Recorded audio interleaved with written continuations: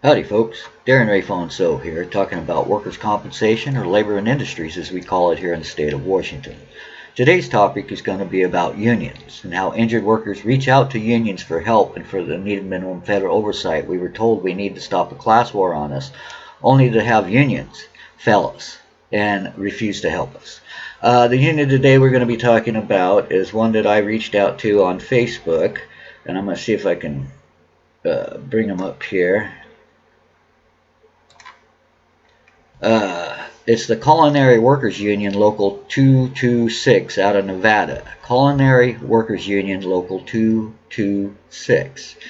I IM'd them on Facebook some messages regarding workers' comp and sent them some of my videos that were pretty much clean, most of the videos.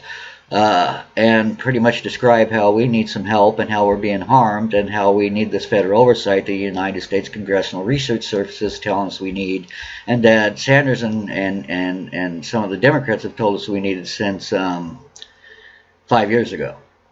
In 2015, when they all wrote a letter to the United States Department of Labor telling them we need this minimum federal oversight for America's injured workers. So anyways, I wrote to this union, to people, and I basically said how I always do when I get enraged and try to write back at them. But everything I wrote back to them, it may sound threatening, but none of it is a direct threat. And that's why it's frustrating for me as an injured worker as I reach out to these unions for help. Instead of helping us, they label you, call you crazy, call you names, rather than stand up and represent you and help the injured workers of America. Anyways, I told the Culinary Workers Union, I said, you're backstabbers to America's injured workers, and I'm going to make sure America's work comp victims know you're fucking us over. Nothing big about that. Someone needs to walk into a union hall and show you all the fucking truth. No problem with that. Dirty little liars need their shit cleaned up. No problem with that. Is that the goal of the liberal left? To erode away our grand bargain and replace it with Medicare for all? Union whores will eat this war on America's injured workers before it's over. Nothing wrong with that. Backstabbing union whores will eat this war. Let's see, where was it? We'll eat this war on labor.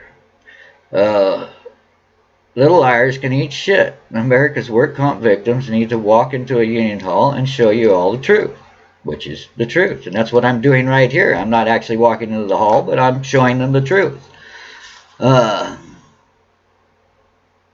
You sold out biz whores are the ones killing us in our grand bargain to cost shift us off to the feds. I will make sure every work comp victim in America learns our unions have effed us. Here, unions cannot get honest about this. Then if unions cannot get honest about this, then unions will eat this war on labor. Unions are failing the American injured workers.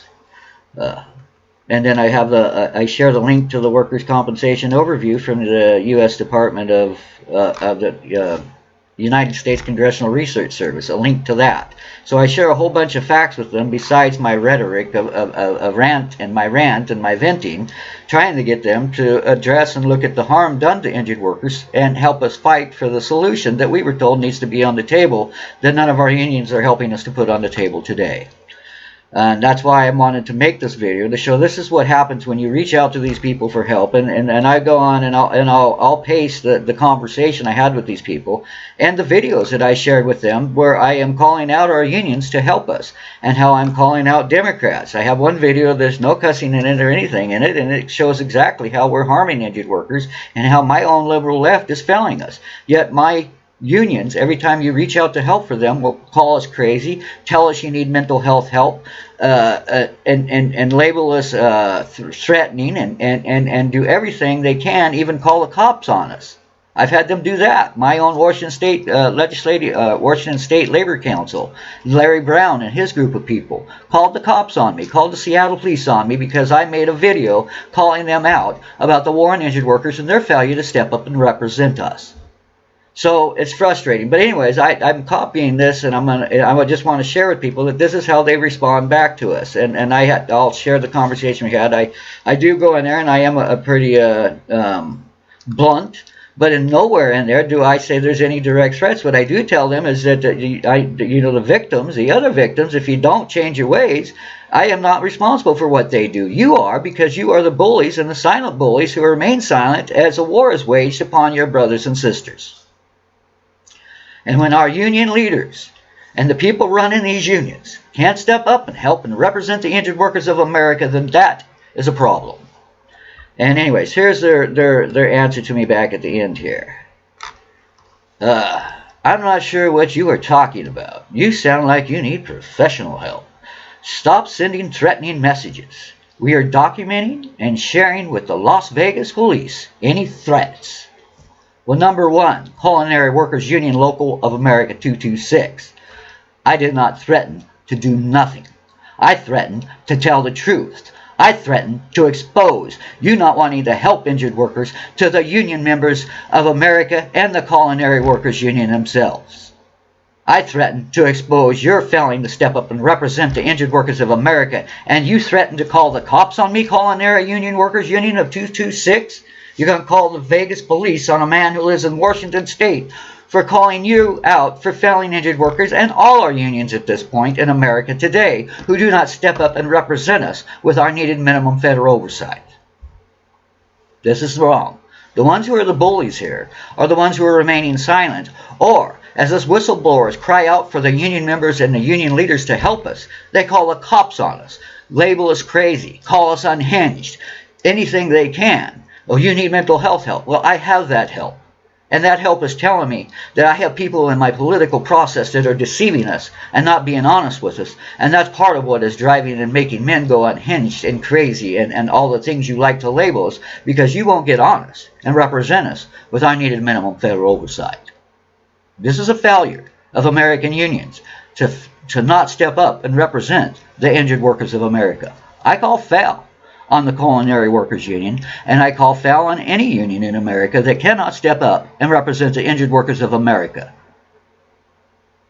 I'll leave it at that. We're only as strong as our weakest link, and when you leave the injured workers behind and our grand bargain behind, something your forefathers and my fathers drew blood for 100 years ago, and won't step up and protect that program today, to shore it up with some minimum federal oversight so as it's not being used as a tool and a shield by one class to wage war on another class. If we dare to report our on-the-job injuries, and then we're told you've got a process to go through, it's injured workers are coming back and telling you all that process is failing us and it's not working and it needs some minimum federal oversight.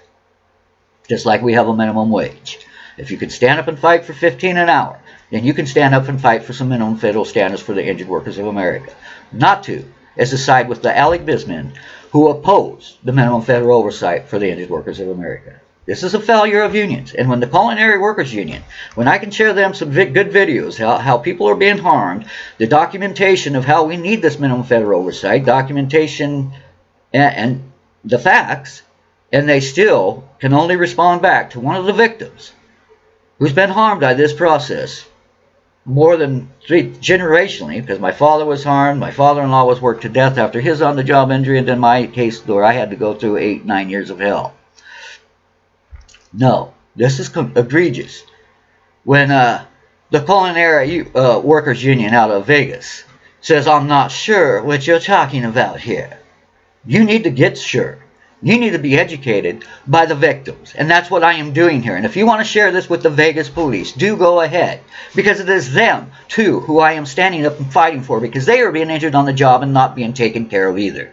And what does it matter if it's in Vegas or if it's in Dallas, Texas or in Chicago? Don't matter where it is. We need to stand up and represent the injured workers, whether they're police officers, they're farmers, or they're ditch diggers. It does not matter. Or culinary workers. What you don't do, lie to us, take union dues from us, and as we scream out as the injured victims in our society, label us and shun us, and fail to step up and represent us. I call foul on the unions here in America, and especially the Culinary Workers Union Local 266, and the Washington State Labor Council of Washington State, and Washington State Labor Council President Larry Brown. You are failing us.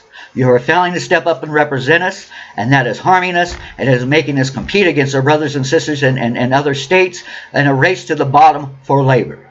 I call failure, I call foul, and that's how I will end there. This is what happens when the injured workers reach out to their unions for help.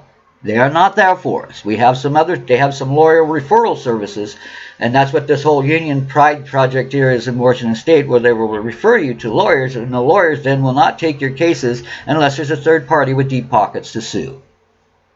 This is a failure of the liberal left to step up and represent and fight for the grand bargain for labor in America today. Thank you, and have a good day.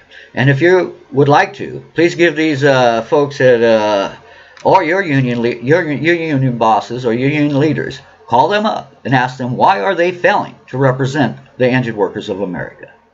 Good day.